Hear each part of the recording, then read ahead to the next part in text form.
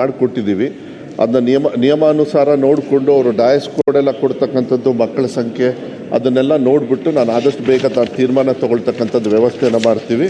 ಮತ್ತು ವಿಶೇಷವಾಗಿ ಅಮರಾಪುರ ಕ್ರಾಸ್ ಏನು ಹೇಳ್ತಾ ಅದು ಅಪ್ಗ್ರೇಡ್ ಮಾಡಿಕೊಡ್ತೀವಮ್ಮ. ಅದನ್ನ ಮಾತನ್ನು ಕೂಡ ಕೊಡಲಿಕ್ಕೆ ಇಷ್ಟಪಡ್ತೀನಿ.